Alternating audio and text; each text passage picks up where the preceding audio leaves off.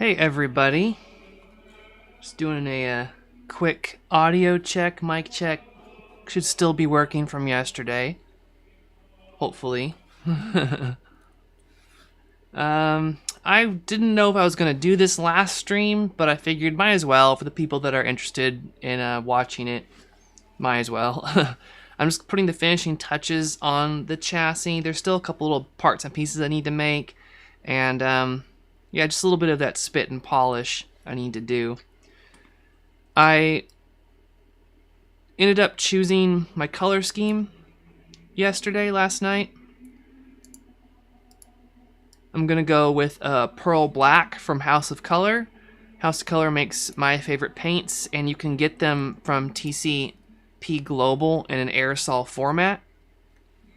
As you can see, it's expensive, and this isn't even an expensive paint. This is like a standard cost paint for one 12-ounce bottle of aerosol, but you know, it's automotive grade paint. It's really good stuff. Looks really nice, but it's not going to work by itself. I do need to have a clear coat. I'm going to go with my favorite, which is by Spraymax. This is the Spraymax 2K 3068-0061. Also quite expensive. And I hope it warms up because I'm not going to be able to paint in this weather. Because the paint won't work. It won't work properly. I might be able to get away with one can of the black. I don't know about one can of the Spraymax. I mean, I do know that the clear coat will be enough. I don't know if a base coat will be enough. I'll kind of work that out later. Depends if I want to coat the insides or not a lot. And I think I do want to coat the insides. Maybe. It's not necessarily as necessary to get a really good coverage in the inside because you're not really going to see it as much. I also really highly recommend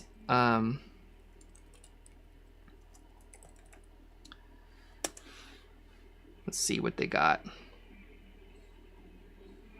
High build primer, self-etching primer. This stuff is really good for aluminum. It's a self-etching primer. It's black. We're going to be painting black, so on aluminum, so that'll be a good color for it. And you can't really paint on self-etching primer, or you're not supposed to. Anyway, if you read all the information on the back of the cans, it'll say don't paint over self-etching primer because the self-etching primer has chemicals in it which can cause your base coat to haze or crack or bubble. I haven't really found a good primer that I like to use that's not self-etching primer yet. I have been using not this high build stuff. What's this brand though? Custom Shop, let's see.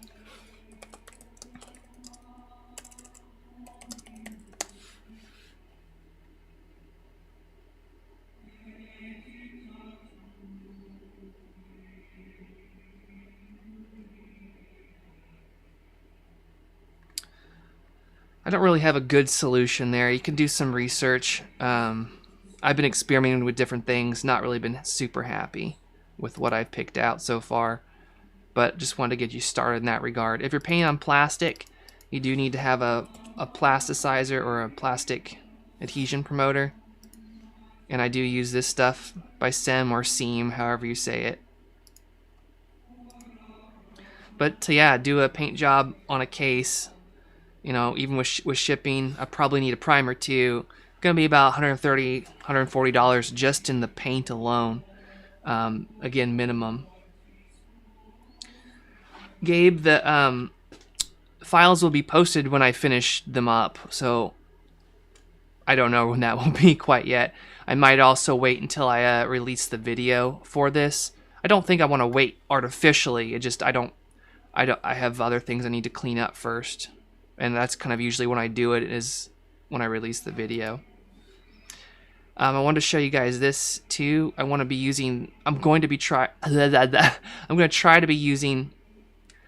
try using locations. This instead of my dark smoke acrylic that I have. It's like a matte acrylic. It's opaque, at least it looks like it's opaque, but when you shine a light through it, it does transmit a little bit of light, a little bit of color, and I think that that will look really good for that acrylic half window I've made right here.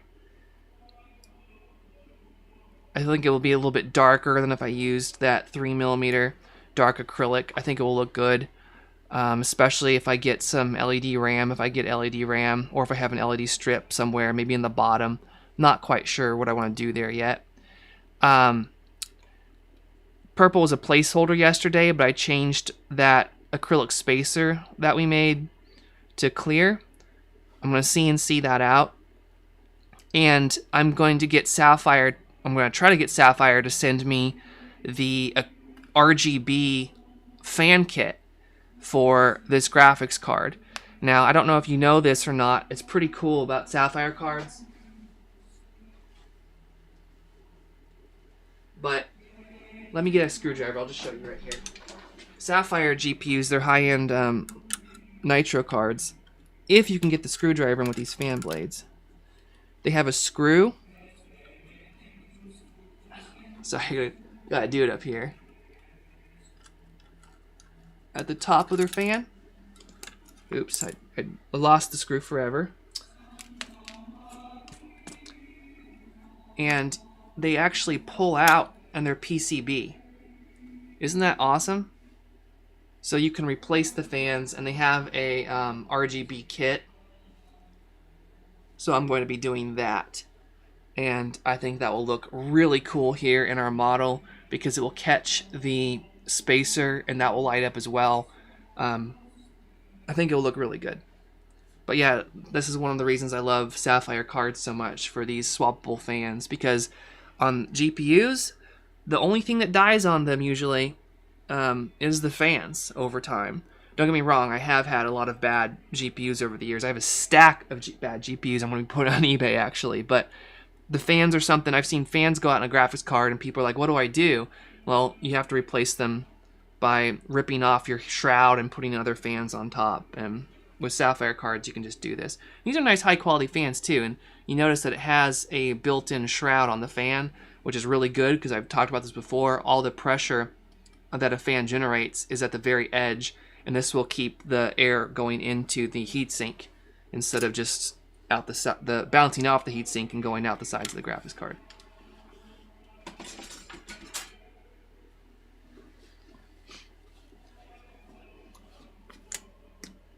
Somebody asked if I can do a similar series with custom packaging. My packaging, I'm not good at packaging stuff, so I don't know if I do a good packaging or not tutorial. I have a very hard time making this stuff. Eric will tease me because I had trouble making a box before in Fusion 360, but it was just an error, and he didn't tell me how he did it, but I figured out anyway. Eric, thanks for nothing and for spending an hour making a box for me. I do have this, just different images and stuff that I've made for the S4T.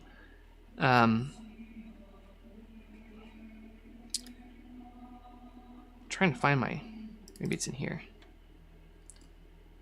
So after I got my images all done, then I got the template for the box size that I needed, and I made this in Illustrator, or I made it in CorelDRAW actually. But it's PDF and it has the lines built in so the die cutter can take it so they can cut it and fold it. But that's what the S4T box looks like. So beyond that, don't know if I can help you because graphic design is not something I'm good at. Hey Luffy, how are you doing, man? Jordan Seacrest says, do I use a spray gun or powder? And I use all sorts of different coatings when I'm painting cases. I did a lot of powder coating, and I have a powder coating equipment, and I used to go to a powder coating shop, and I used to do stuff there with the guys, and those guys did stuff for me. Great, talented team, but I don't have access to that anymore. A lot of those guys quit or moved on, so I do powder coating less and less. Powder coating is great for a case that you're really going to be handling a lot, but for a showcase like this, you might as well do like a wet automotive paint And the automotive clear coat that I showed you, that Spray Max, is super durable. It's just as durable as what's on your car. I do spray cans, aerosol spray cans with it, because I think you can get great results with it if you have the right technique. I do have spray equipment. I have a spray gun. I have an air dryer. I have, air compressor and all that stuff. But if I'm doing a little bit of painting like I am with the computer case, I don't really need to mix up that much paint. So I think spray cans work great. And plus, the whole point of this video is not really talk about what I do on the really high end. This is a project that I really am trying to make that you guys can make yourself without really any equipment, or very minimal equipment. And aerosol is going to be the way to go, because you just buy the aerosol and you spray away. Though I will say a couple things. You absolutely, positively must buy a mask, a real mask that filters out particulates from this stuff. This stuff is extremely bad for your lungs. It is an order of magnitude bad for your lungs than the normal Rust-Oleum stuff that you buy at the store. So make sure that you are wearing proper equipment when you spray this stuff. Both the primers with the etching chemicals in it and the clear coat are really, really, really bad for you. So don't cheap out. Buy a mask. They're easier to get now than they were just a couple months ago.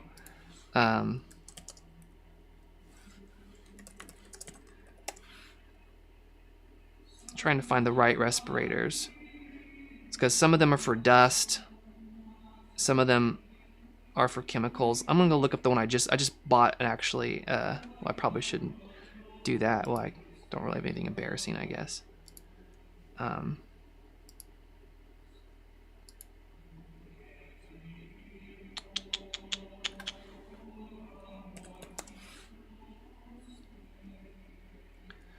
This is what I use on my welder. Oop, I'm not gonna show it.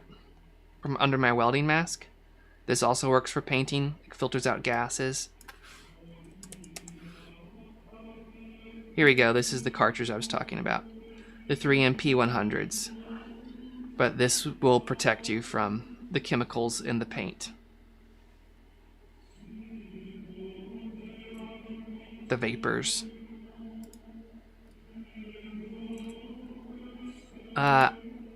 Now, where I left off, I was like, okay, well, I guess I'll just... I'll talk more about this a little bit more, the colors I chose, and then I'll move on.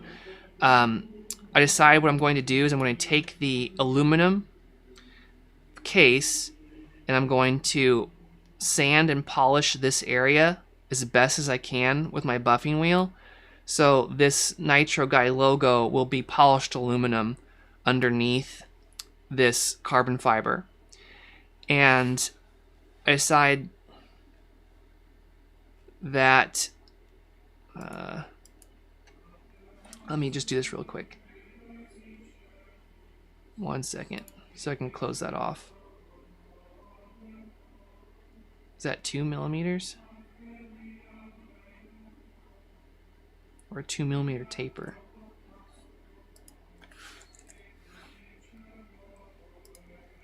Let's keep that there for right now. Alright, what was I talking about?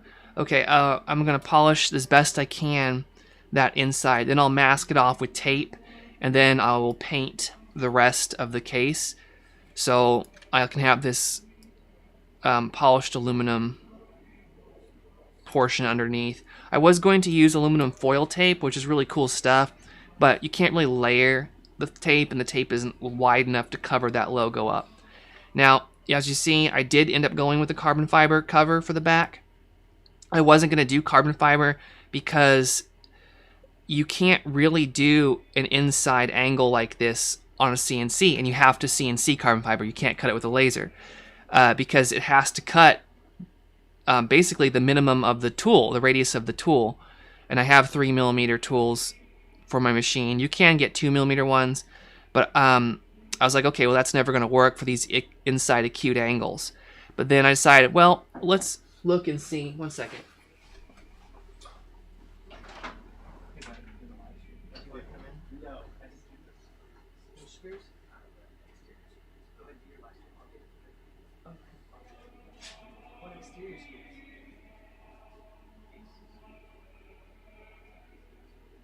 take forever. I don't have any left, so come back later. I'll help you out. Sorry about that. So the inside acute angles for the carbon fiber, I decided to go over to the manufacturing workspace, and do a simulation to see what it would look like. And I was actually kind of happy, even with a 3mm end mill. I'm not really losing the logo. The edges become a little bit softer, but honestly, that looks much more modern and better to me. Now, it's not my logo. I try to respect logos from manufacturers because that's really important to me, because a logo, you should never change a logo from a manufacturer. But the problem is, like, they've changed their logo a little bit too, often between cards. So I'm not too concerned about it. And I still, again, think it keeps the overall look, because the most thing that hasn't changed is those eyes, those diamond eyes, and those we can do because they're outside angles. So we can get the sharp angles with the bit, no problem, as you can see. It's just that these inside ones have to be round because that's where the tool goes. So if I do this, you'll kind of see what it's doing.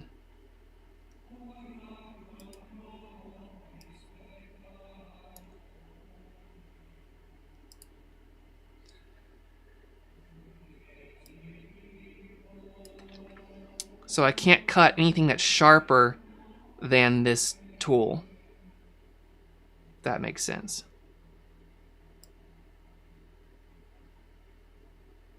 If it's an inside edge. But, like I said, I like how this looks. So I was like, okay, that's cool. That means I can use carbon fiber for my trim plate. And that's the kind of look I wanted to begin with. So, here we are.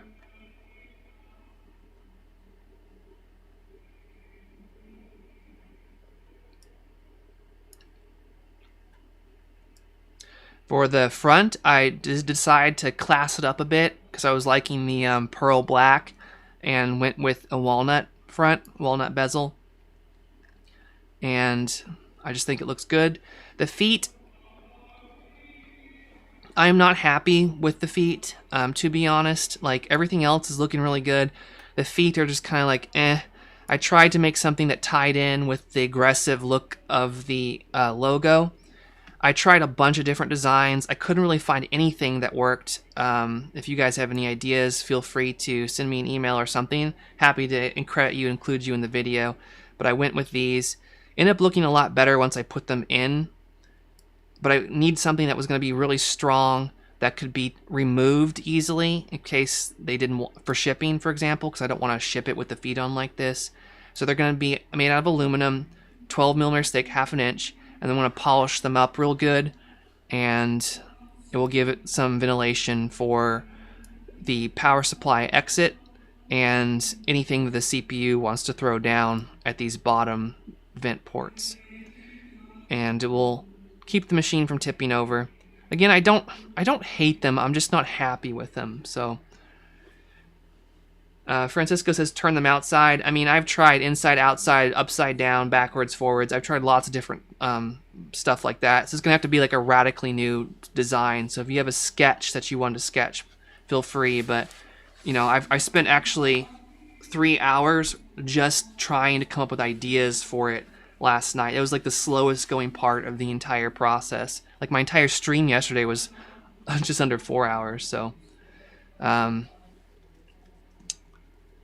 just try all sorts of stuff. Eric decided that he wanted to throw an idea in there, and he is like, okay, why don't you include like the Pulse logo? And he came up with like the Pulse design, and the Pulse design looked really cool by itself. And I really like the Pulse. I'll probably use it for another Sapphire Pulse system. But the problem is, like, this is what the problem is with working with 3D. You'll have an idea in your head, and it'll look awesome in your head, and then you'll build the part, and the part will look cool, but then you actually stick it in 3D, and then it just doesn't work. Because as you can see, like, from any normal viewing angle that you would view it, it just looks like some random spikes. You can't really tell it's a pulse sticking out all different sides, it just doesn't really fit, right? So that's kind of the problem. This where things get really slow, because you'll spend a lot of time making something to put it in 3D, and you'll find out that it didn't work at the end of the day. But at least I have this drawing or file, and I'm going to see if I can sneak it inside the case somewhere as like an Easter egg.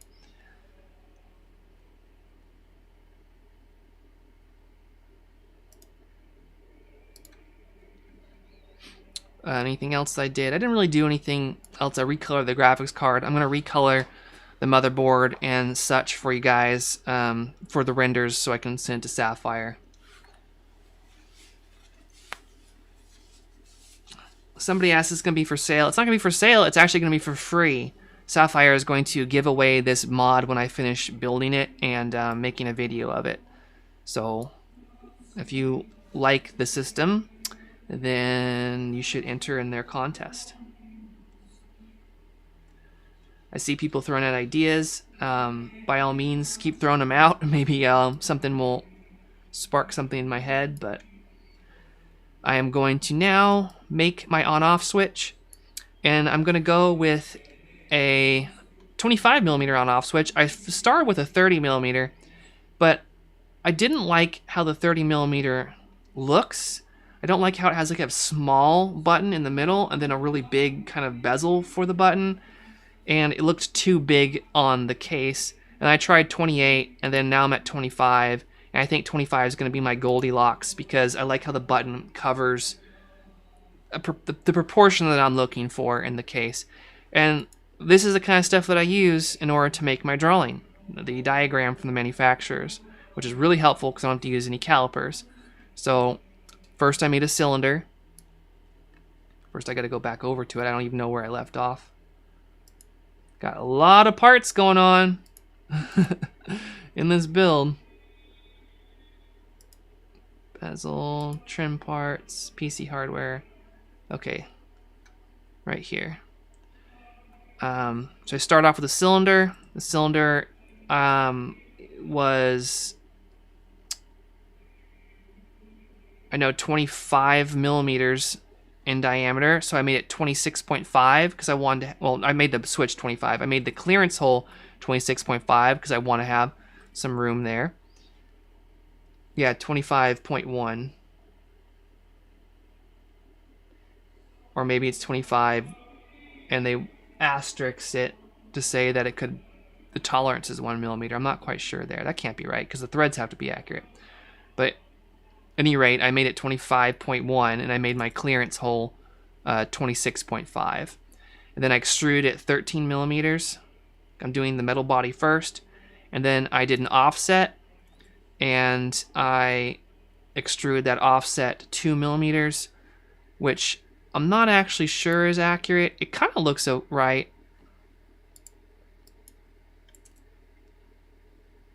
It doesn't really say what it is though, and I don't see the overall length dimension, but I have trouble reading these things anyway, so. But it kind of looks right, and I'm using this basically for the render. I don't have to make this part, right? I know that it's gonna fit. Got space in there for days, so I'm just making this for the prettiness of it all.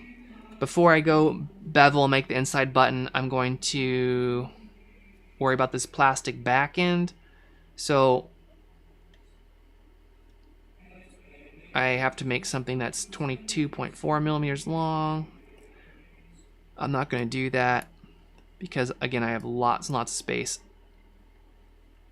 But I am going to click this, offset it by, do they have a measurement for me? They don't. So I'm just gonna guess by looking at it.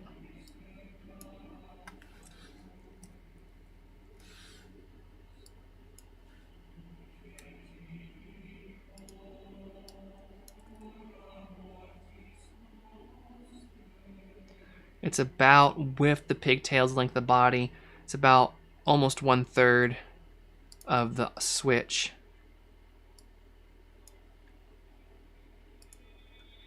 It's gonna be good enough for me there. Just so I have some idea of where my cables are gonna pop out when I'm doing the actual wiring. Now let's worry about the front. I have a chamfer here. And it goes down. Let's see. Oops, that's the wrong. I put the wrong button. I meant to do a chamfer, not a fillet.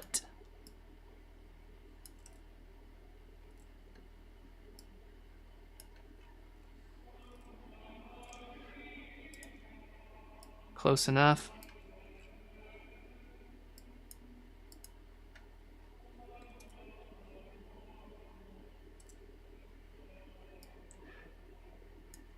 What I could do is I could do press pull to get more in there.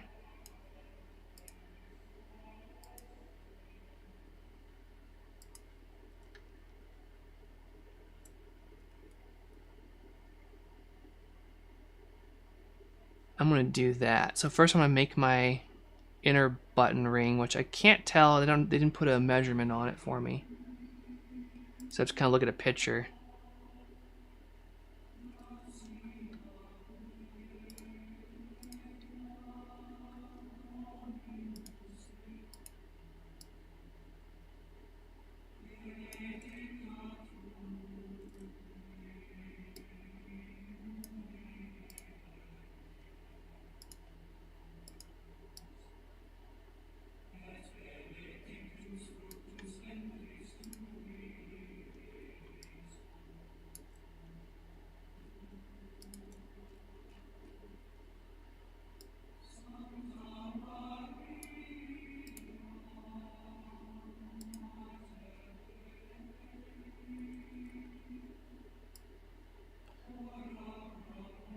Again, I don't want to do a fillet. I want to do a chamfer there. Maybe I can just do a chamfer to that edge.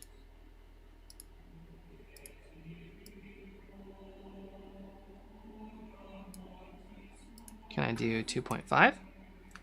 Can I do 2.4? Can I do 2.3?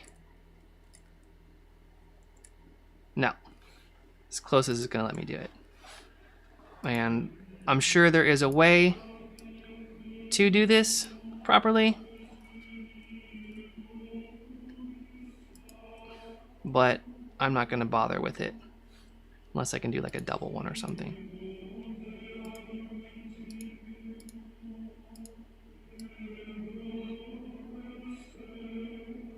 No. So let's move this into place. Point to point.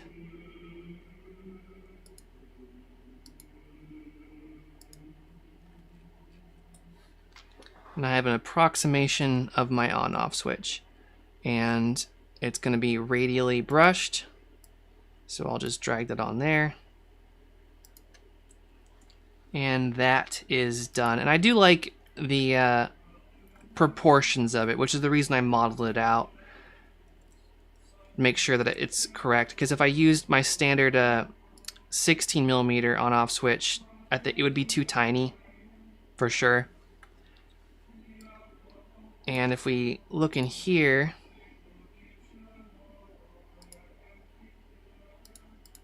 you can see that we have tons of space. Because again, I'm going to modify my power supply bracket, which is right here. Otherwise it would conflict, but I'm not going to be using that.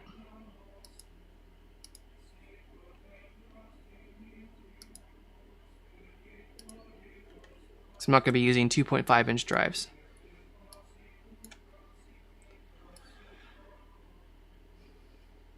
I need to cut out the back, I noticed, for my C8 connector, and because I'm not going to use an on-off switch in the back, I'm going to center it up. So I'm going to move over to that, and this is the tray.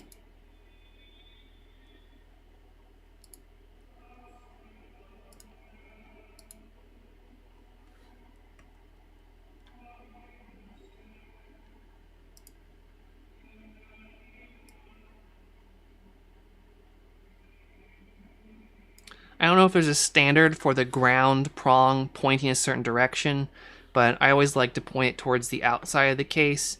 Even though this would be up, it's still kind of facing the outside of the computer case. And I try to make that standardized in all my builds, so especially if a customer's ordering more than one system, so if they're fumbling around the back, they know which direction it's going to be.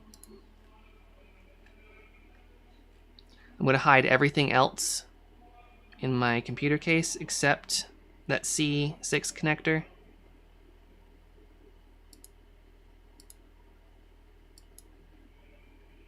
Which actually won't take as long as it seems, because I'm going to hide this group and this group, and here we are. Then we'll ask what are the rough dimensions of the chassis. It's like 70 millimeters on the outside. Okay, so it'd be 74 millimeters thick.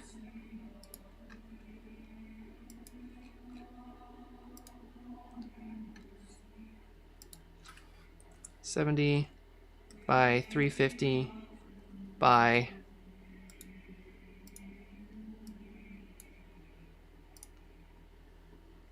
319.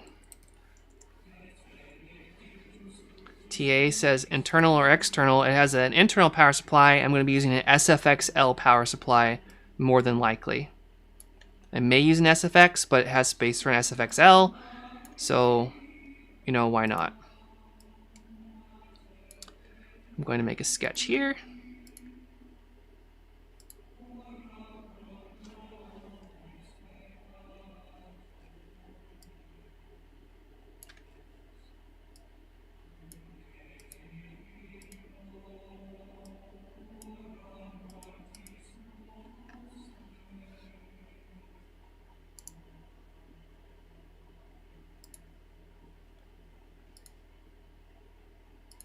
Now, ordinarily, I would make this sketch based off the C6 connector diagram, which is provided by the company making it. In this case, would be Schurter, and it would look something like this.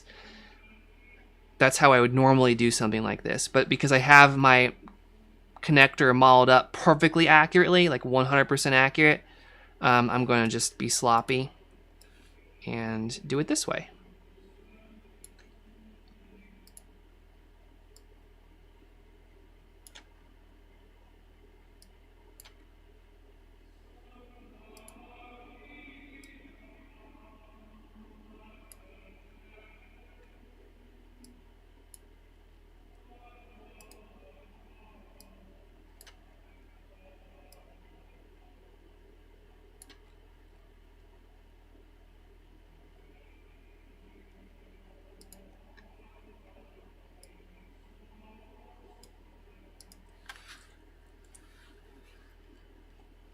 Give me plenty of clearance, so I have to smush it in there, and that is fine. Now I can hide this.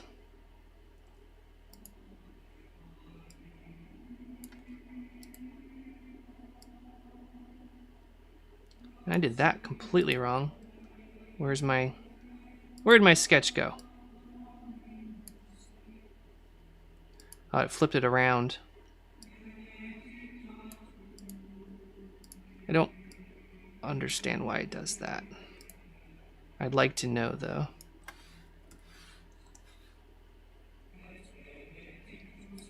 And I'm going to add, of course, the holes I need to add. And I already have them selected. M3 holes. 2 millimeters deep. Tapped.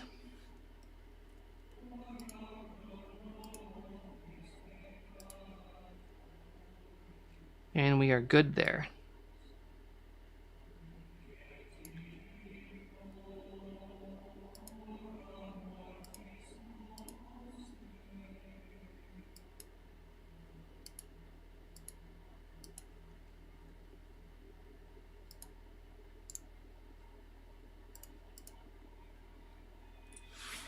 Hey Rod, good to see you, man.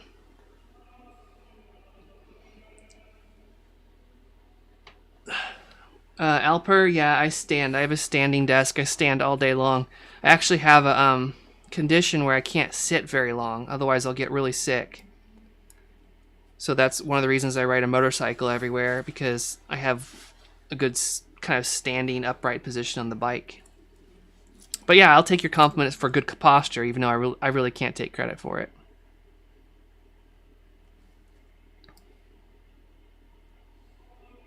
I didn't like piano classes, so I can't, you know, say I learned anything from that. Somebody asked the holes are going to be countersunk. All the holes on this face right here will be countersunk because I'm going to be putting this trim over it. And so I need, of course, them to be flat. However, I don't model the countersinks in parts I'm getting laser cut because then that would have two rings, right? An outside ring for the start of the countersink and the inside ring for the shaft. And that would confuse the laser cutting program or the people operating it. So I only do standard holes, and if I want a countersink, I go back and I'll put that in there manually. Now, of course, that's completely different if you are doing a technical drawing for somebody that's actually manufacturing your case.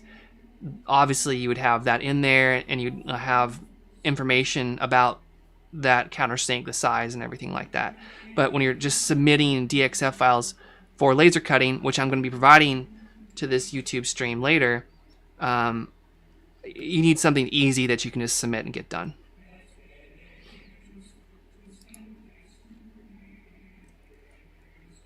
And you see right here that I have these trim washers. I actually put some in my cart, I believe. Some M3 trim washers. I just think they kind of look nice for this build.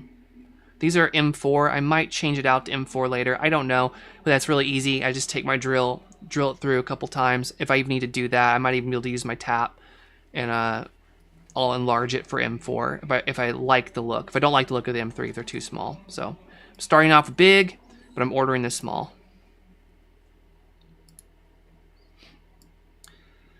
I think that... Okay, so what else do I need to make? I need to add holes for sure for my...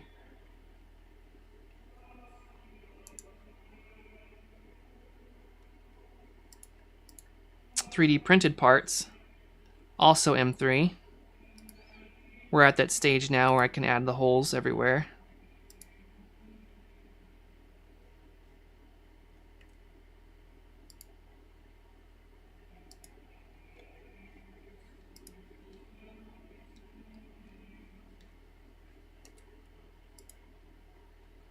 I love that whole tool on Fusion 360 so much. Automatically can align it. Tomo says the air comes out the back of the graphics card. Will it help if there's a slight vent there? On this particular graphics card, there's a ton of venting, of course, on the top. Huge amount of venting. And I got a huge amount of venting in my case. Now, there's not going to be really any coming out the back. I'm not really worried about that, but there's not going to be any coming out the back. Now, the front of the case, or the back of the graphics card, as you can see, there is a straight shot right out the case, so it has plenty of opportunity to vent out. There's not going to be anything obstructing it whatsoever. Good question. See if there's any more holes I need to add. Let's turn off all my junk so I can make sure that I have the holes I need. It looks like I need to add holes to, or tapped holes to the tray, no, the cover. Make sure I select the correct face. Hope that it's aligned correctly. It's not. There we go. A little bit of tedium here, but we're kind of at that stage.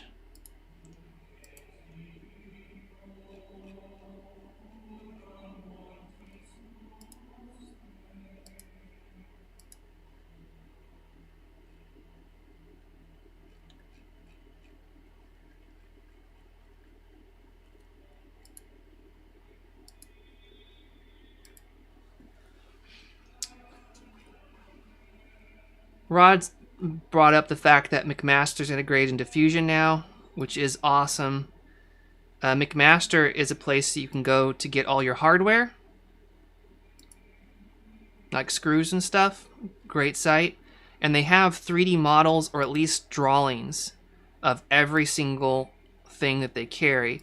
So if you're needing to know exactly what a nut or bolt or screw looks like, or whatever it is, any kind of fastener, you could go download it, and then you could import it into Fusion. But now somehow it's built in. I haven't taken the time to look and see, but I have kind of all my hardware in my library already that I use. But I do need to look at that sometime. All right, I have the 3. Okay, I have these flanges tapped now. That's important. Okay, that's correct. I need to do. Okay, these ones are tapped. Boom, boom, boom, boom, boom. I don't know if there's any more tapped holes. 1, 2, 3.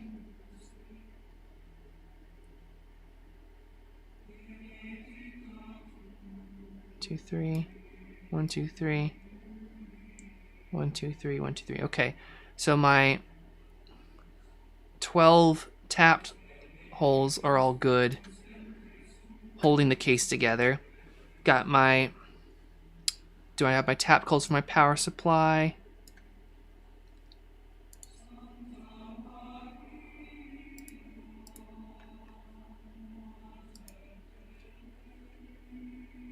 Those are on the power supply bracket, that's right.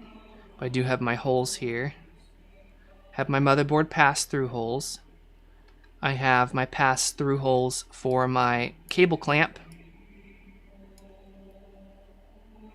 which is here.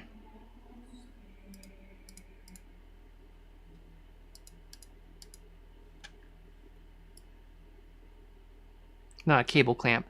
This clamps the graphics card through the neoprene to my acrylic spacer so it doesn't flop around. And these are tapped. And when I do my export, which I'm about to do in a second, I can look through the files and make sure I have holes everywhere I need it. Roy asks, what's the thickness of the panels? I modeled the case with 2mm aluminum, which is really, really, really thick. I think 1.6 would be better for actually making this case. But you can go down when you're ordering your flats off like Send Cut Send. You can't really go up as easy and predict what the bins are going to look like. So that's why I did it in 2mm rather than 1.6, because then I wouldn't really have the correct, it wouldn't look correct. Now you can change your sheet metal rules pretty much at any time in Fusion. You expand the part and it's right here. And then I can change this, and then it will recalculate and fix everything. But yeah, it's at 2mm aluminum right now. Hey Richard, I'm super happy that you are now making your own cases and stuff in Fusion 360. That is awesome. And like I said before, if I can do it, anybody can do it. I'm trying to make it look as not scary as possible from start to finish. It's great to have tools like this and companies like Send Cut Send that you can just send your parts off and get back anywhere in the world. All right. At this stage, because I think I'm done. Okay. I think I have all the cutouts. I think I have all my holes where I want them. I think I'm here. So what I'm going to do is I'm going to expand my library panel, make a new folder, and I'm going to call this Sapphire Q4 clam. And the clam just is how I've designed this case. It's basically a clamshell design, right? It's 2 parts and they clam together, whereas the tray version, this is a more beefy version of this chassis. You can download all this stuff on my Patreon, by the way, and then you can modify it as you want instead of having to make it all by hand. The tray version is much stronger. See how it has these flanges right here? But this is much more complicated to bend. So if you're sending it to Syncut Send, they might be able to do it fine. But on my own bender, I actually can't do this bend. Even though they look really simple, it's not something I can do. So that's why I made the clam version. So if people are bending stuff at home with their own breaks that they've made, it's much simpler. The clam version works fine. I've made quite a few cases now with it. Some nice mods for customers. They work perfectly fine for this size and weight case, but the other ones would be a little bit beefier. Blackbird asks if Syncut Send ships to the UK. I don't think that they do. So right now I don't think that they do, but you could always email them and tell them you're interested. So there's that. And you can always look local as well. Like in my case, I have about 30-40 minutes, actually no, it's about an hour away, a water jet cutting place, Accurate Edge. And I love working with them. They're friendly guys, and they make sure my parts are right. I can even go and watch them. So, you know, look around your area and see what you can do. It's just that Syncut Send is really handy for people like me that make a lot of random parts, because then I can order like, you know, 50, 60 parts that I've made throughout the last 2 weeks, and it automatically is quoting everything, and I can visually check that the machine's going to do it correctly, and they can send it to me. But if you're doing like a one-off project like this, it's fine to work locally. It's fine to work with a local person, plus you're supporting your local community. So Syncut Send's great if you don't have somebody local or you're making a lot of different random parts. Vilsky says, the update in S4T availability. It's coming soon. I mean, they're literally being shipped to one of my warehouses now. One of my garages now. So in the United States, at least, they should be available soon. Now, worldwide, I don't have an answer quite yet.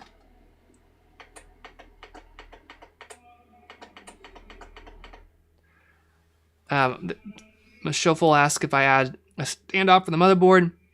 I'm using a female thread standoff. It's going to be passed through. I'm going to bolt the standoffs in. It's not going to be PEMSert or anything like that. And then I can bolt the motherboard to that. And this is fantastic for you guys, again, because you don't need any special tools whatsoever. The standoff will look like this. Right? So you just thread in your screw on each side and you're good to go. Alright, so as I was saying before, I was going to make my own new folder. And I'm going to export the tray and the cover. The two main parts of my build.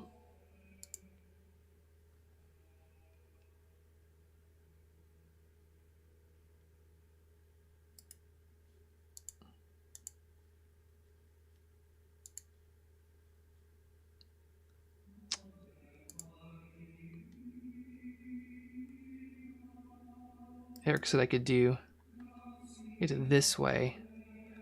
Okay, that will work. Sapphire tray working.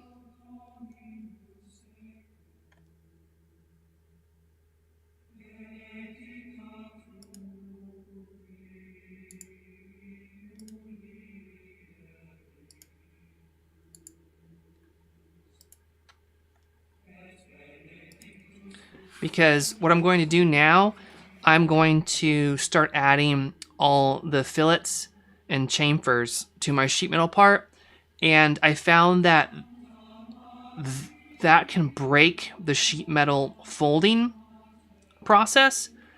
So I like to have a copy, like a backup in a different folder, just so I can go back easily and work on those. So plus then I can do a assembly nice and neatly with these. Just double check and see that it's saved correctly. What? Oh, it's showing the sketches. Okay. Cool.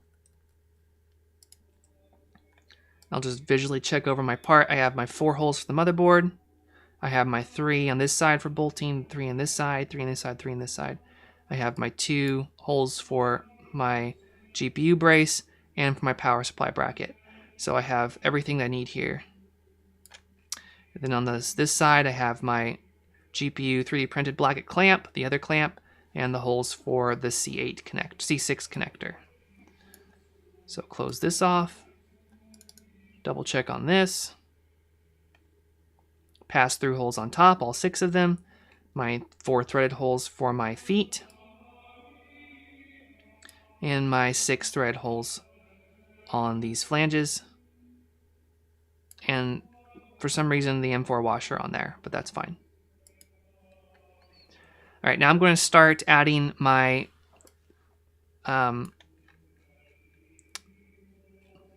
chamfers and stuff to my part. So I'm going to hide one of these, start with this, and go kind of a little bit crazy. Camden says, will there be a stream when the panels arrive? I'm not going to do a stream of me assembling this. It'll be like a produced video. Like the videos on my main channel, if you go there, I have like, they're shorter, but they're nice. They're not me ranting for 3 hours straight, right? And it'll show me assembling it. Sometimes there's music or whatever and a story behind it. A normal build like video. That's what it'll end up showing up as. So first I'm going to do all my my main flange edges before I come back and do stuff like right here. Actually, yeah. I want to take that one off. Let's just do the flanges. Because the other ones are going to be a different size, probably. And I know that these won't break the sheet metal folding, but the ones where there's tears and stuff will. 4, prefer to make it something like 5, which is something that you can easily find the thickness of later. Looks fine to me. Keep the edges from being sharp. Now I'm going to do these 2. See right here, this is where you can end up breaking your flat pattern.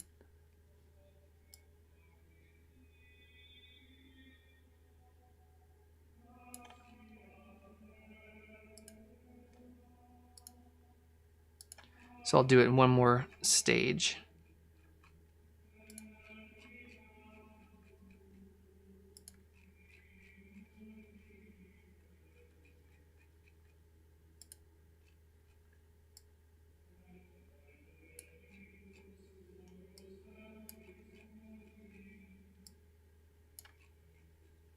Now this is necessary. This is just to keep you from, you know, cutting yourself, poking yourself. I do think it looks a little bit better. Like, I mean, this can be so small in the grand scheme of things, but it's that attention to detail that I think is important. Did I do all 4 of them already? 1, 2, 3, 4. Okay, cool. And now this last one. 1, 2,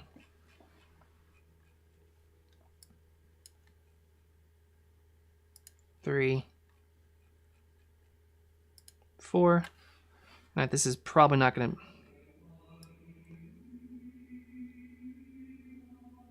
I can only do 1, but I still think it looks way better. And 1 millimeter, again, that's might not even show up with the curve of the laser at the end of the day.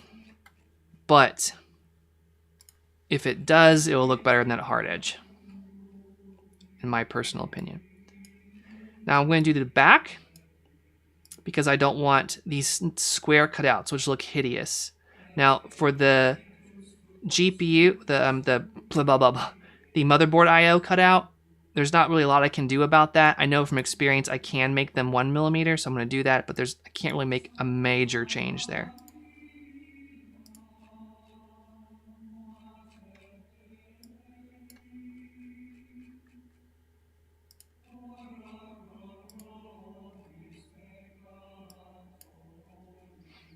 But if you look at an S4T, like there's so much care. I mean, like we designed this computer case in literally 3 days, but the S4T that's like a 3-year project. So just imagine making the rough draft and then coming in every day and working a little bit here or there and coming back and realizing you didn't like something and changing it. But just making sure every little thing looks right. I'm actually going to do 0.5. And this is not really for the sake of the final product, but I think it looks better in the renders by far and away. And every little bit counts when trying to show the client, because it always looks worse in the computer than it does in real life. Well, certain things look worse in the computer than in real life, I should say. Obviously, in the computer, things like edges of material and the finishes of material look way better in the computer.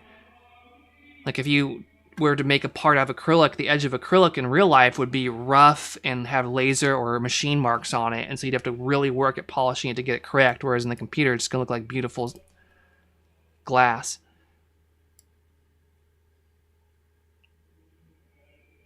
Actually, I'm going to go back to 0. I can add the rest of these and make them the same, I believe. So in my timeline, it will just show one field operation, so I can go punch in a different number and change all of them at the same time. That's why I'm trying not to do them all separate. Like,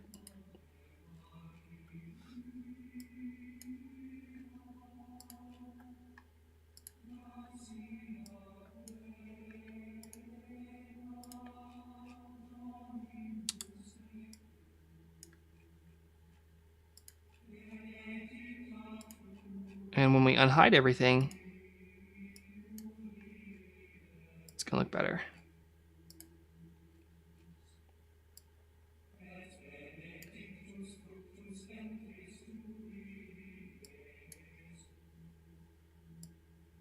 I missed one though.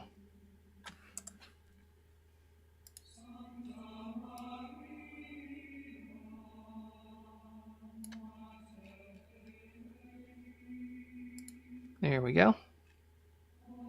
Which I think looks a lot better. And then I have my cover to do.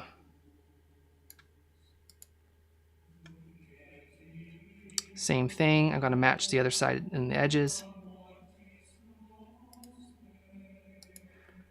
No name, I can run through it after I finish hiding this. This particular part is going to be 2mm thick 5052 aluminum.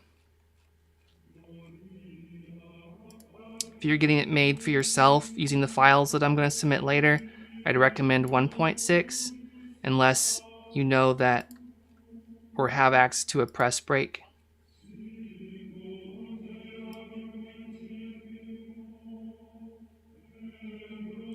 I actually forgot what number these ones were, so I have to come back and do them. Unless one of you guys remembers. Right here, where I know I did 5.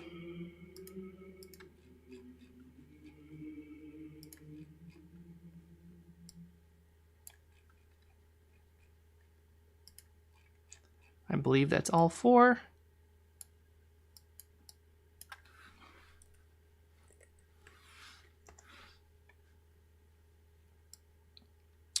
And now the little baby ones. Then we're going to flatten it out and we're going to see what it looks like and if anything broke.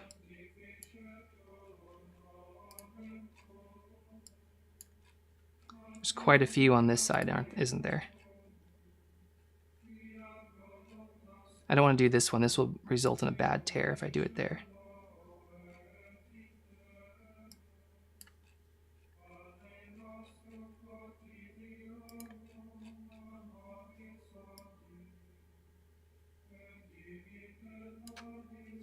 Then I'm going to show you guys a must-have trick for bending if you're doing them yourselves.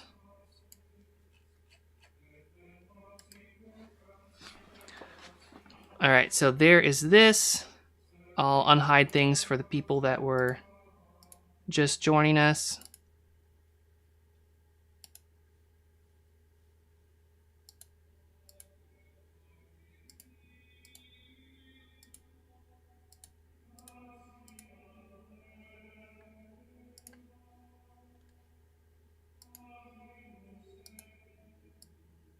But here's where we're standing now. Going to be using a carbon fiber plate on the back as a trim cover to cover all my screw holes, so it'll be nice and clean. I'm going to have, what happened to my little fasteners? Oh, there they are. Trim washers. They're going to be anodized black aluminum using M4 black oxide bolts. The front will be walnut. The bottom will have polished aluminum feet with acrylic spacers. And this side panel is going to be a matte black acrylic that only has translucency when there's light coming behind it. And there may be some light from the RAM, maybe an RGB fan or something that I'll put behind there. But that's where we're standing out so far. But I want to show you guys the flat pattern and how I prepare it for bending. But first I'll give this a save.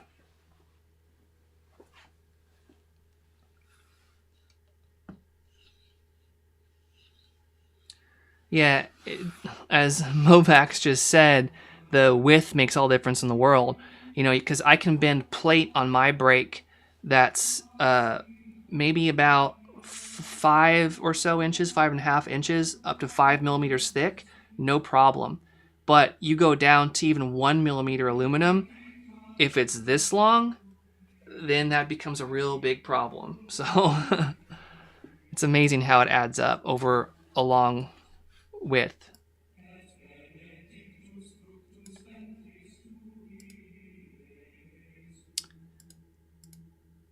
And the PC hardware. All right, let's make a flat pattern here. Go over to sheet metal, create flat pattern, and I'm going to do the outside. So I can remember that in my head, so when I export it to send cut send, I know that I'm looking at the outside. Or I made this one yesterday. Okay, yeah, let's activate that. Okay, so we see that all of our little cuts worked that we did. Nothing broke in the flat pattern in this model. It could have broken if I export it in the other model. That's usually where I run into trouble. Now I'm going to show you my hack. Because, excuse me, if you were to go get this part tomorrow in the mail from Send Cut Send, it would look like this, right?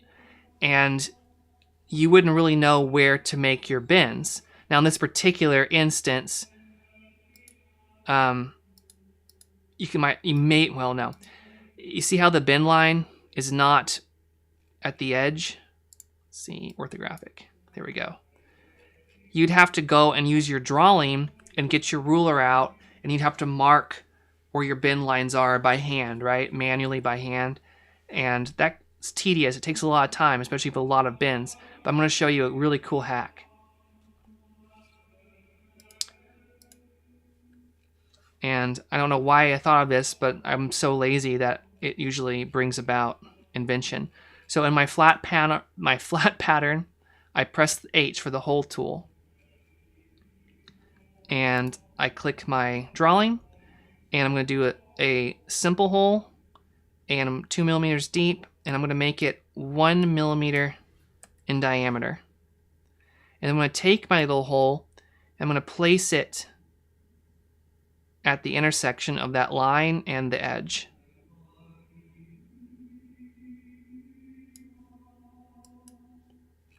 So now I have a little notch exactly where my bend's going to be. And it's 1 millimeter in diameter. It's very, very small. When the laser gets through with it, it's like a little tiny nick, but I'll be able to see it when I put it in my brake in order to fold it exactly where it needs to go. And I don't need to look at a piece of paper and figure out with a measuring tape and metal marking my part to figure out exactly how I need to bend it. But this saves me a huge amount of time, especially if you're folding multiple parts of the same part, because it doesn't matter if you know where it needs to be, right? Because you have to actually mark it with a Sharpie or something. So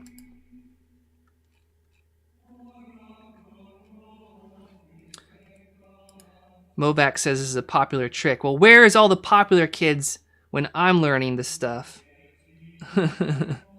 That would have been handy to know when I first started.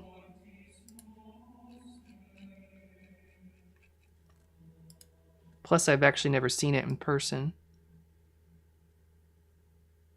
But I'm usually slow to the party anyway.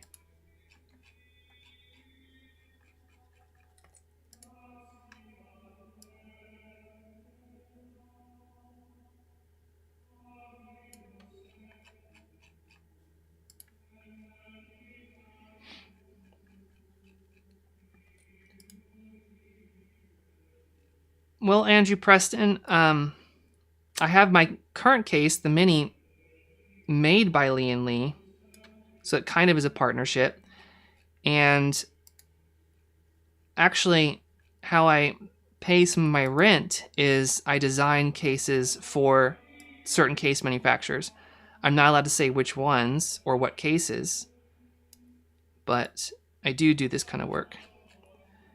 Now, when I'm designing this stuff, it's also important to know that it's done a little bit differently. I'm not an engineer on the case design projects for those companies.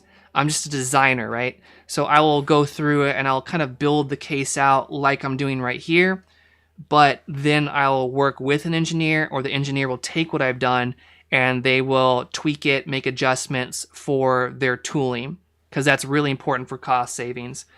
And they know all that information and I don't. So I just kind of act as a designer for that instance. Now, for lots of different companies like that make servers or special boxes for their industry, whatever it is, live streaming or medical or whatever, I do really simple chassis, and I do all the design work and stuff, and I make them and I go get them manufactured and sent it to them. But for the more complicated cases that use a lot of material and special tooling, I'm not an engineer on the project. I'm just a designer. So I have that, and I'm going to make a new flat pattern, or export this now that I finished it. And I'm going to make a new folder on my desktop, and I'll call this the Sapphire 05L. Oops. And call this the Sapphire 05L. This is the cover V2, because we did V1 yesterday. And that one's ready to go to Syncut Send. So I'm going to do my next one.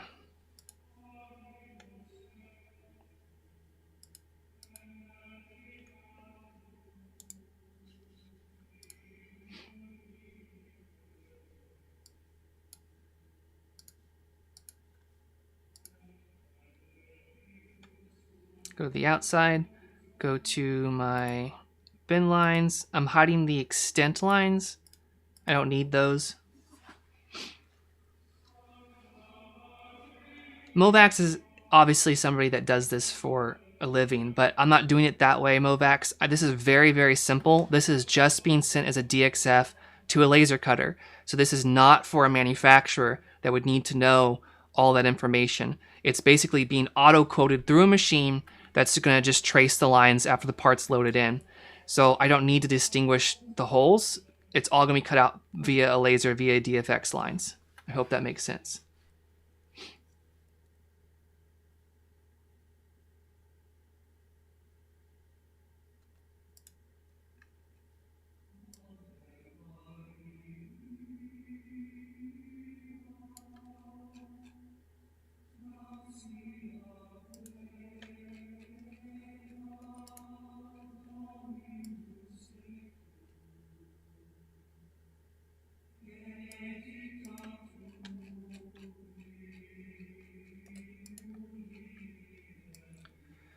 I know this is very tedious, so feel free to close off the stream. I just thought I would do the stream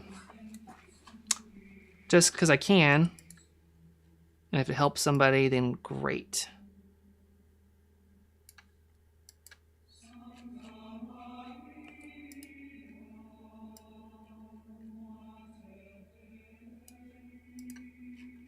And for people that are watching too, because there's people that actually know how to work CAD in here as well, the point of this project is to do something with as few tools as simply as possible.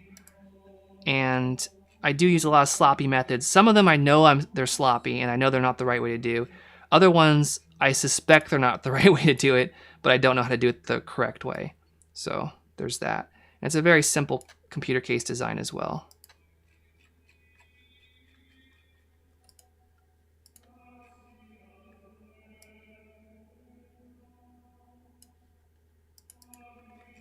I am not claiming to be an expert in the software because I am totally not, or anything other than a guy that likes to doodle and make his own computer cases, and I'm just kind of showing my process out.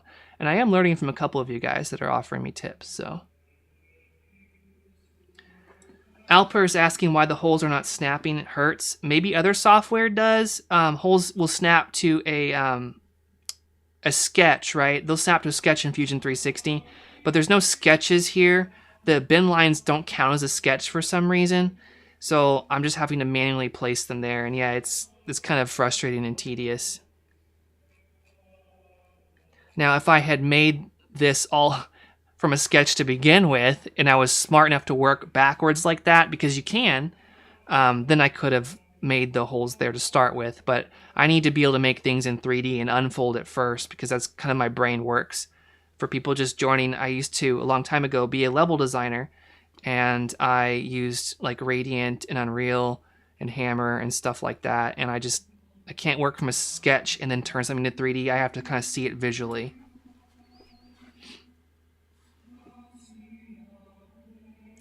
So this is done. I'm going to export. And this is the tray.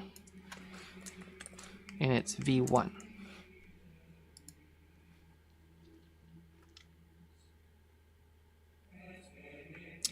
Finish the flat pattern. Didn't break. Very nice.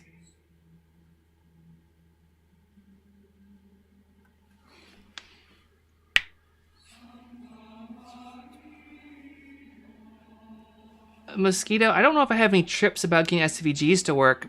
Typically, they work fine for me. I just have to remember that they work like a projected sketch rather than an actual sketch. And projected sketches are really wonky in Fusion 360. I can't wrap my head around how they work exactly. Like, you can't really move them around very easily, and they're permanent from whatever they projected from. But I've not had any major issues working with line drawing SVGs so far. Other than the fact that they're clunky anyway, right? That's how I made that Sapphire logo, by the way. I imported an SVG. Oh yeah, I still have to make a Sapphire logo for the graphics card. Or make the name. I don't know what I'm going to name this build yet, but...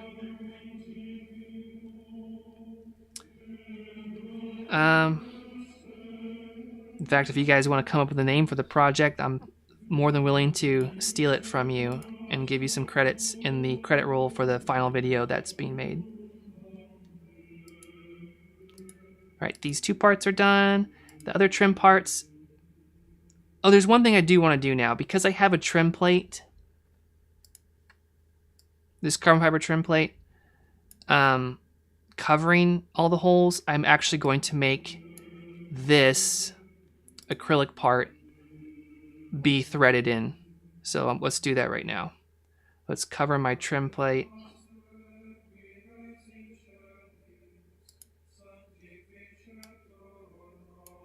Let's make some holes on this part, which is the GPU fan spacer.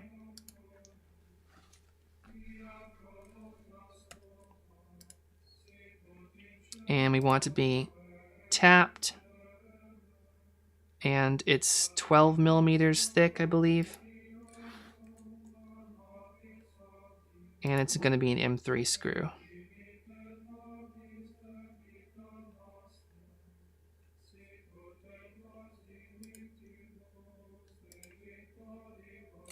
And I forgot to line it up.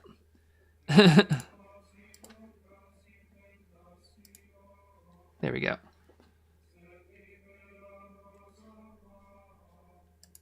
Should go all the way through. It does. Cool. I have found that you have to like drag holes somewhere away from the edges sometimes in order to snap them, which is kind of wonky. Like if it ends up being like in the center of a body, it's fine, but if it ends up being on an edge or a line, it doesn't want to ever snap correctly. All right, I have 4 holes there. That's going to be more than enough. I'm going to unhide my tray.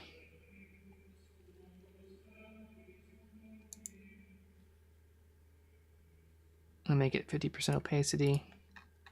I'll make clearance holes for that.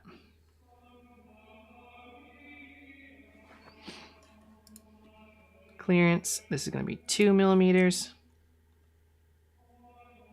M3. And snap.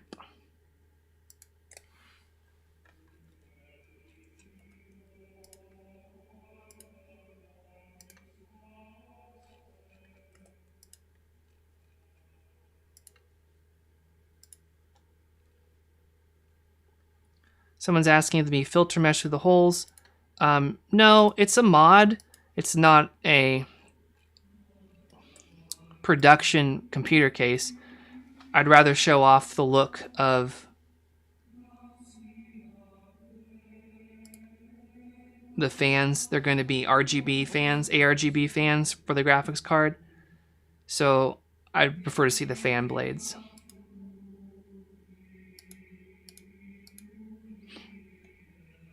I think it will look cooler. I love the spacer that's going to catch the other LEDs from the fans. It's going to look really good when you're staying at any realistic angle on this side. Opacity control 100. And my trim parts. If I hide it, I see that my holes are all there, which is what I want. It also means that I have to re-export this. So let's go back to sheet metal and activate my sheet pad on, because now I have the 4 holes, so all I gotta do is export it again.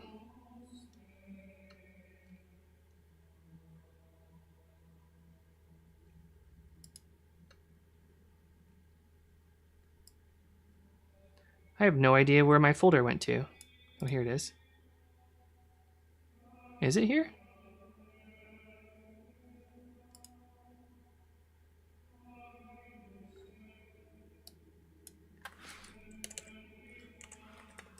Doesn't make sense, but at least I know it's right there. So, and we're good to go there. Now I'm just gonna have to export all my other parts, and you have to export them a little bit differently if it's sheet metal, but still not difficult to do. So I have my carbon fiber part right here, this piece, which is the rear trim plate. Activate it. I'm going to create a sketch on it. I'm just going to click the part. Boom. And then I'm going to well, actually, I'm going to mill this. This is going to be a different process, so I'm not going to do it this way. So I'll save it out this way anyway, but I'm not going to use it. Finish the sketch, and then I go down to the sketches, and it's going to be the last sketch here. I'm going to click Save as DXF. And this will be 05L carbon trim version 1. Now, those little diamonds aren't going to be saved, right? For the eyes, I'm going to do 2 more sketches if I was going to cut them out on a laser, which is a big bummer. But I'm not going to cut this part out on the laser. I'm going to mill this on the CNC. I'll do the cam for it.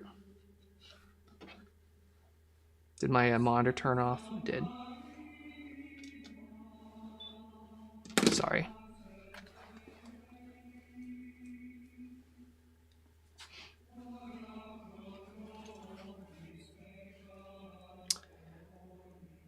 Oh, right. Now the front bezel, that's going to be a CNC'd part as well.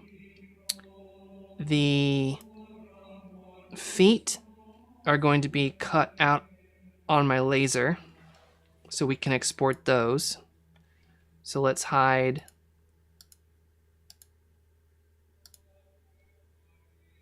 a bunch of this stuff and go to the feet.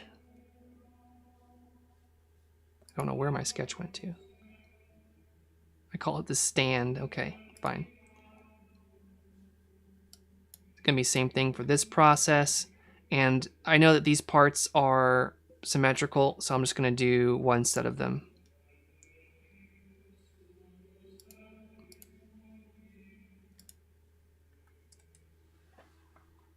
Finish the sketch. And that's going to end up being... Okay, so I messed that part up. That's really important to know.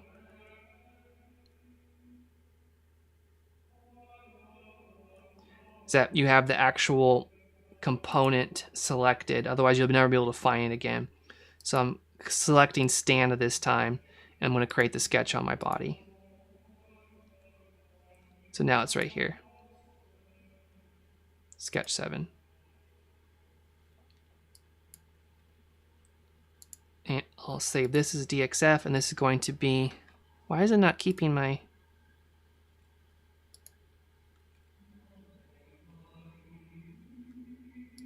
location? I don't understand that.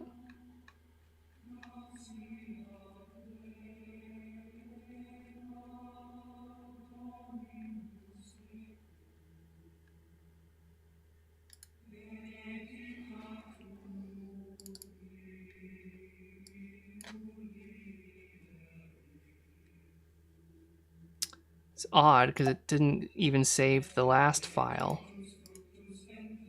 the carbon fiber file. I don't need the carbon fiber file, but I don't understand why it's doing that. Okay, this will be the lower stand, lower foot, lower foot.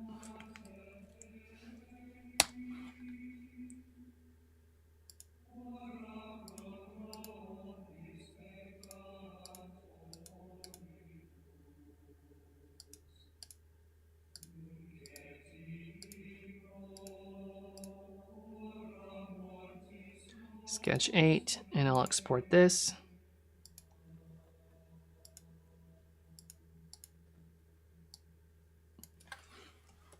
Anything that's going to be a laser part, this is how I got to export it.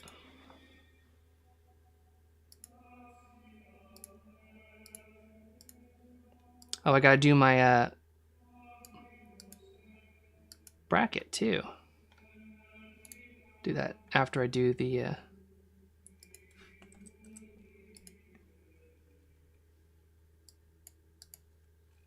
window. I'm going to attach the window with some mounting tape so there's no fasteners or screws on the outside, and it'll make it a cleaner look. So I'm going to select it. I'm going to create a new sketch.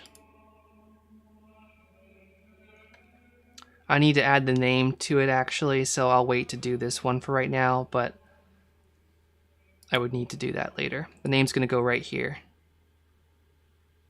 If you can see my cursor. Yeah, you can see the cursor. So let's do my brackets now. I already have a bracket, a power supply bracket saved. Let's in cut send. It's the exact same one. I just ended up reusing that, so I won't do that one. And I need the GPU brace. And I'm going to activate this one. Create the flat pattern.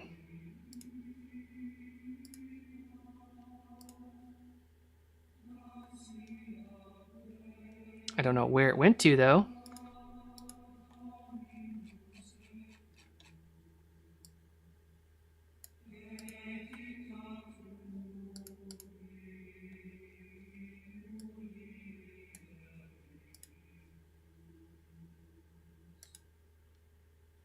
There's an error. I think I know what that error is going to be.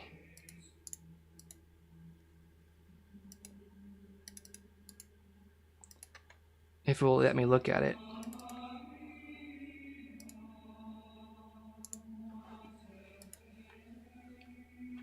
The face reference is lost. Try editing this feature to reselect the lost face. I think what it's telling me is that there is this floating little eye. It can't figure out what happened to it. And Fusion is so weird because yesterday we folded this flat and it's like, fine, whatever. I know the eyes aren't there and they're not supposed to be there, but what are you going to do? So I'm just going to get rid of the eyes since I'm not going to be seeing those parts anyway.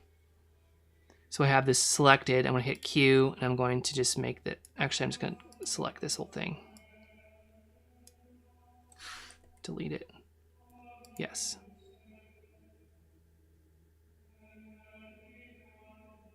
And they'll have to rebuild the... Oh, fine. Fine and dandy. I'll have to worry about this later because it could take hours for me to figure out exactly why it doesn't want to play ball with me. But what I will do is I'll export this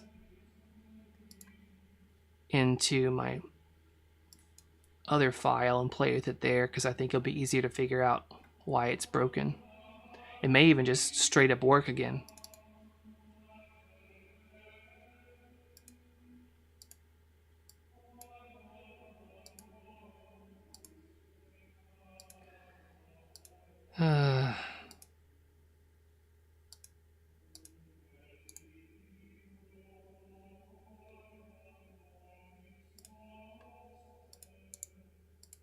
Delete that flat pattern. I'm just going to make the flat pattern again.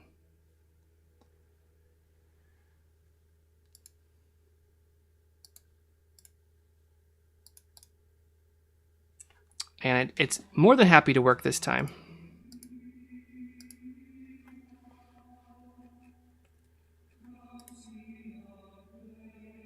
Two, simple, one.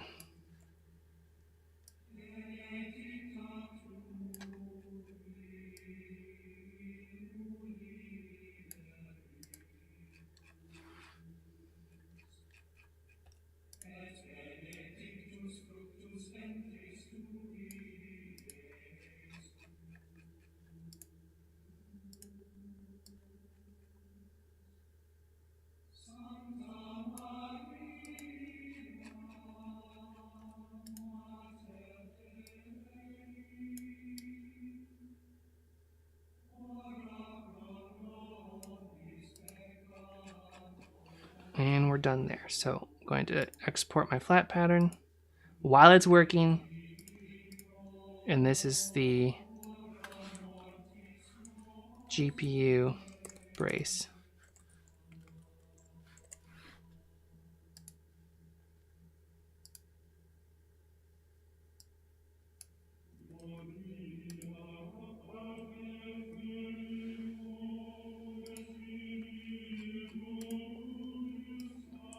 I don't think there's any more parts that I'm going to be laser cutting. The rest is going to be machining.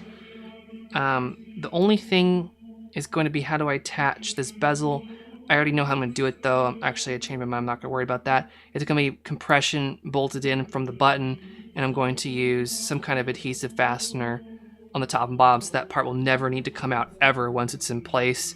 On the course, on my cases, the minis, I actually do brass nutserts, and then I would bolt them in that way. That way you can change them out. But this is a mod, it's on a case, so I'm never changing that out. So that will be fine to attach it that way.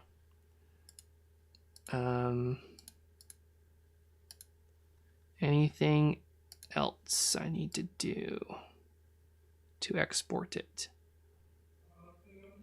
The only thing left is going to be working on the logo right here. And there's lots of different ways to do it. I could design something, I'm a terrible graphic designer, in like Inkscape or possibly like Affinity, I forget what Affinity Photos version of Illustrator is. And then I could export that as an SVG, and then I could easily export the whole thing as a DXF, and then I can tell my laser to laser etch the logo on it. Or I could have the CNC route something in, like with a little, like an actual etch, like a chamfered bit. So there's lots of different ways to go about doing that. But to start, I need to have a name. So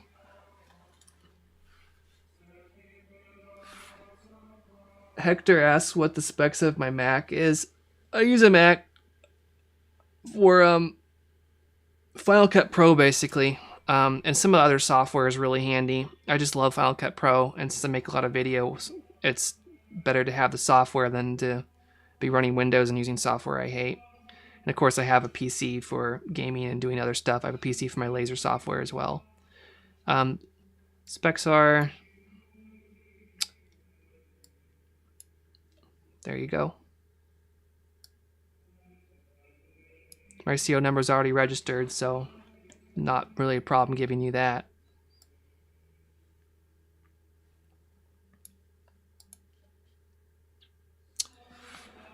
Okay. That last parts would be the 3D printed parts, and Fusion makes it super, super simple to export 3D printed parts, pieces. So that would be underneath.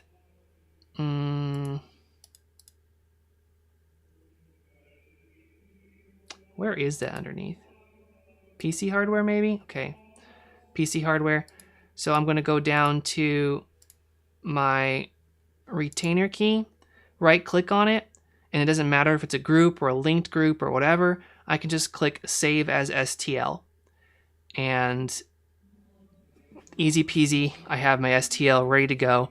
You can change the refinement. I have mine set on high, and just export. It also says export to 3D print utility. I use the Markforged, which has a web interface called Eiger, so I don't need to do it that way. But then you have your STL. Easy peasy.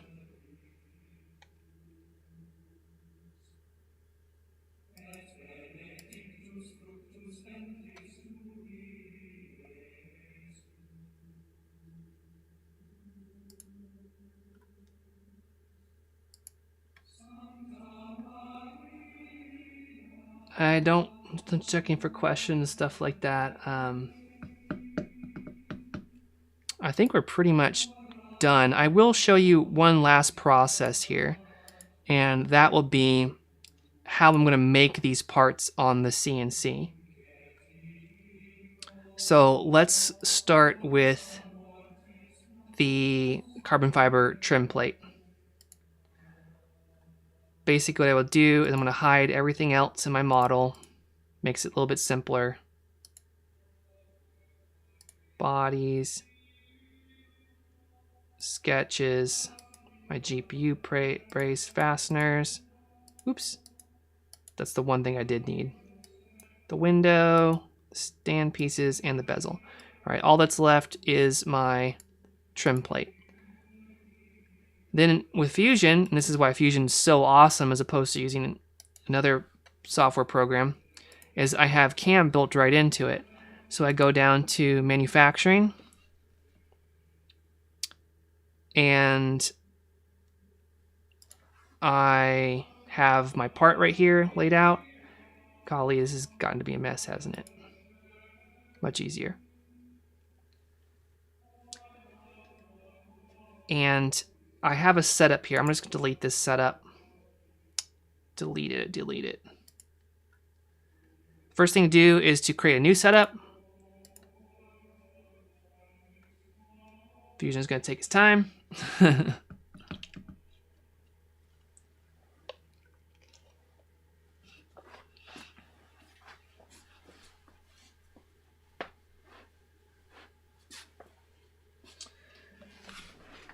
Yeah, but at the same time, Mosquito, it's like the awesomest software ever, and they allow us to use it anyway. So, you know, they can't give everything away to professionals. I actually pay for Fusion because I want to support it. It is such a great program. And I think they're going to remove more and more features as time goes on. But there's a lot. It was so powerful out the gate that nobody would ever need to pay for it, you know? I just hope that they keep it, at least a lot of the basic features at the current price point, because if it goes up to like a SolidWorks price or something, ugh. All right, so I have my setup here, and basically this yellowish gross box is showing the stock that's going to be cut from. We want to set that up because we're not going to be using a 6-inch by 20-inch block of carbon fiber. So I'm going to go back over to stock, and instead of hitting relative size box, which means I can punch in, or I'm going to use relative size box instead of a fixed size would be like I know exactly what my sheet is. And this is what I would use when I'm making lots of parts out of my stock that I already have, my carbon fiber sheets. But I don't need to have that since this is going to eat up pretty much entire sheet anyway. I'm just going to use a relative sized box. And I'm going to click no additional stock. Now, right now it's showing me the relative size of my entire model. And what I want to do is I want to go back over to the setup, and I'm going to click model, and I'm going to select my part. So now I have the work area exactly covering the boundaries of this part, which is what I want. Now I need to tell Fusion where my machine's spindle is, because it has no idea where it is or how it's going to be set up on the CNC. So I'm going to be using milling, it's already selected, orientation, select my Z-axis first. So now it knows that this is the top, right, of the board, of the panel. And X and Y, this is for my machine. I'm going to set my current view as front because this is how it's going to be put on the machine. And my X is backwards here. Actually, this needs to be Y and this needs to be X. So I'm going to click this for my X. I don't know why it messed up my Z, so I'm going to click select. Select Z-axis. For X-axis, this is going to be my X-axis. And I need to reverse this. So now I have told the machine where the spindle goes, where the X-axis and where the Y positive axis is. But I don't want to start cutting right in the middle. I'm going to use an edge of my material. I could select it anywhere. I could select it in a feature I wanted, but I'm going to use the very, very edge of my carbon fiber plate. So I'm going to click box point, and I'm going to click this top edge.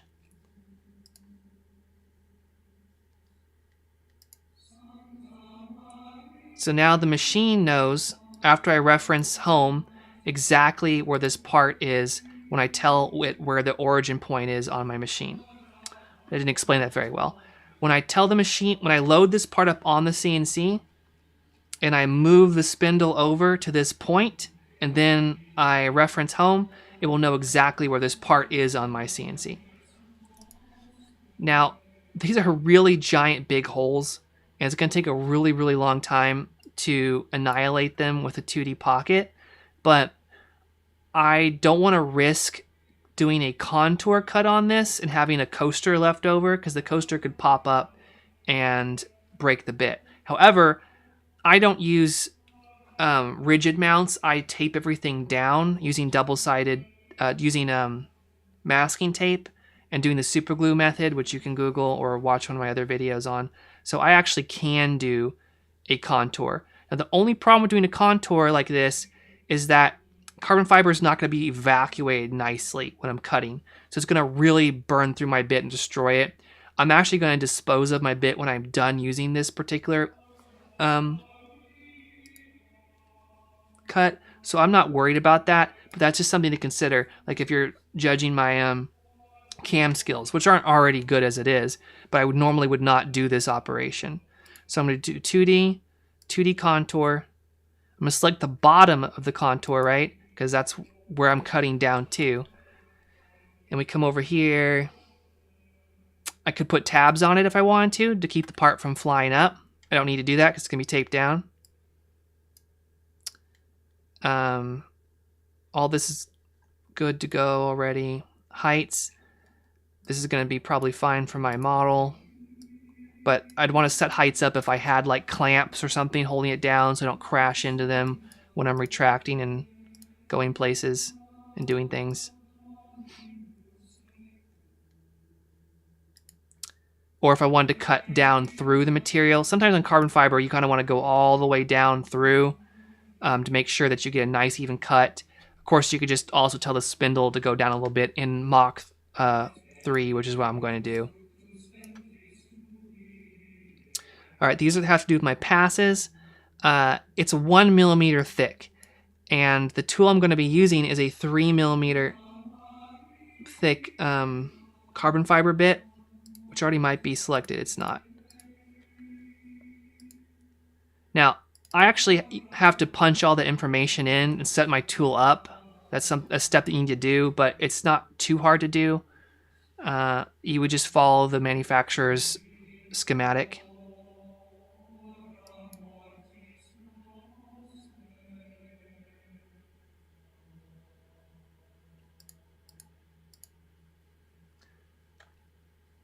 I'm going to add more, so I'm going to do this all in one go. This one, this one, this one.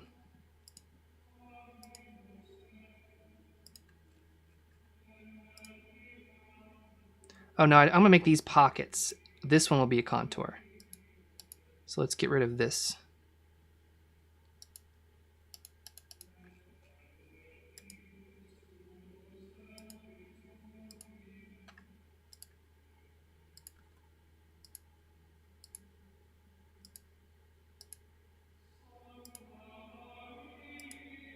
Actually, I think I can do a pocket around that. So the only ones that are gonna be contours is this and my outside part. I don't need to do multiple depths because it's already 1/3 the thickness of my bit. I don't need to do multiple finishing passes because this is so thin that we're not going to see the edge of it anyway. But I would play with a lot of these settings if my material was thicker. Because as a contour, I don't have an stock to leave unchecked by default. So when the machine cuts this, it's going to leave these coasters in place, and I'll have nice carbon fiber coasters to cut with, except there'll be like a little lead-in right here. Now I can actually play with my lead-in and select it to land right on that cutting line, but I don't need to do that. I'm going to throw these out anyway. So, all right, so that operation's done. Now let's do a pocket. The pocket doesn't cut in a line or follow a contour out. It's just going to start in the middle, and it's going to work its way until it completely eliminates these parts. So select this, this, and this is the better way to do things because it evacuates the material much better, so it promotes way better tool life, and you get a better a better surface finish.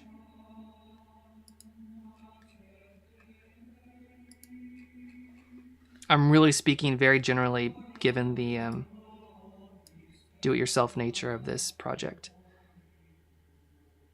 And passes. Okay, by default, Fusion has stock to leave set for pockets.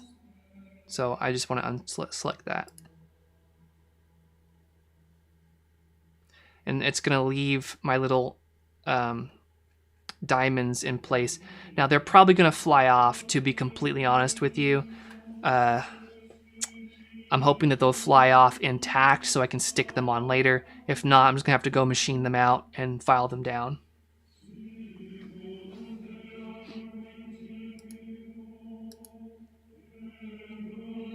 But this was a really simple part to do, and I'm actually going to do my pockets first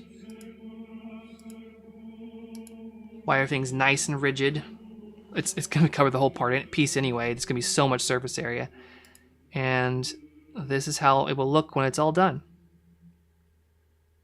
This was a really simple part again, but then when you're done with that, you can right click and you hit post process. Of course, you have to set up your post processing engine. Mine's for Mach 3, and you just save it out, and then you load it into the CNC computer.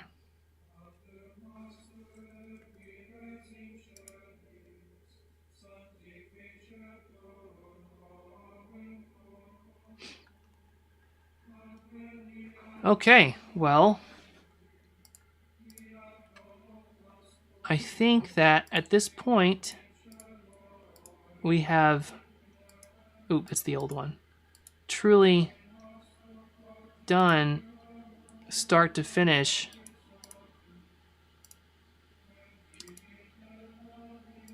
making a computer case in Fusion 360. The important thing, again, is to use Send Cut Send. I'll have links in the description. I'll head over there right now, though.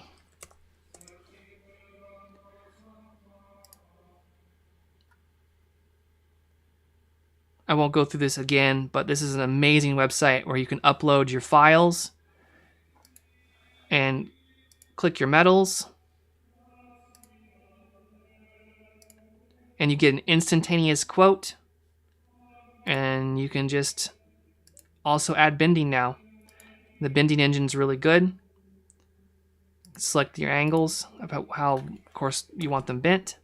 If something looks wrong, I've always gotten an email from the SynCutSyn team before they made it. And that's all there is to it. So you can get your part already bent and ready to go for you, and you don't have to make a break. And the prices, again, are just unbelievably good.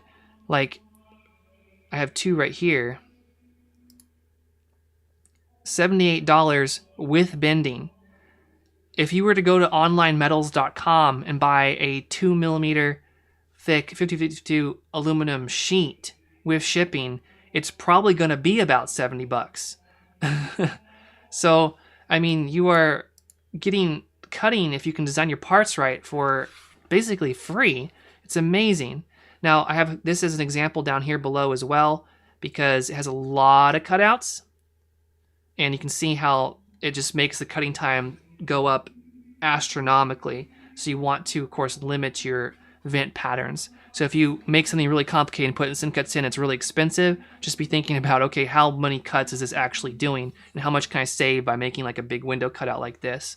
And since I have my own laser, I'm just going to go do my other parts there. But I am going to order this stuff from SynCutSyn because it's faster than me going and buying the metal and cutting it out myself. Like, why would I want to worry about that? So really, really cool software. And the best part is you guys get a discount with NFC Systems. Jim contacted me from SynCutSyn, and I think it's...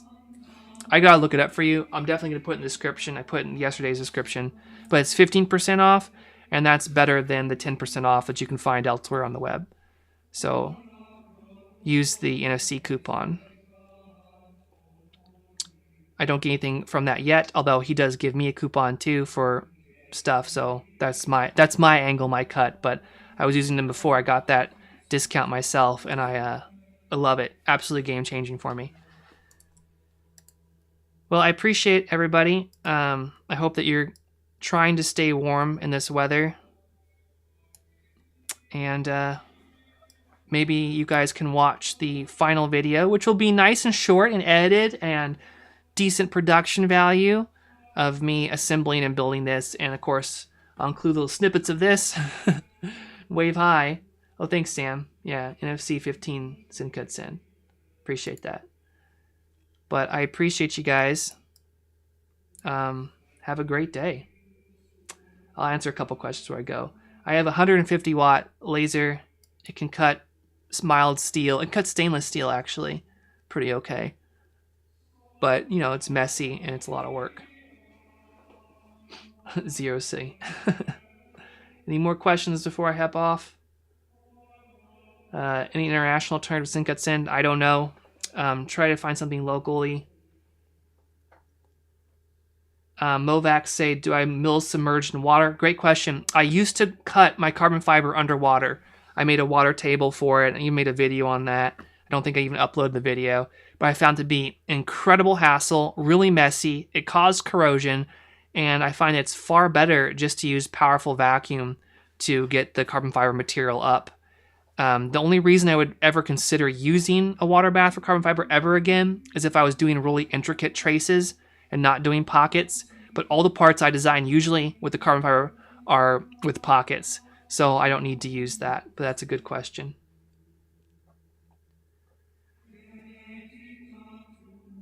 Can I do a video on how to mod the same power supply petrichor on smallformfactor.net used? I'm not sure which one that is. I know that he made like a really cool mini mod, right?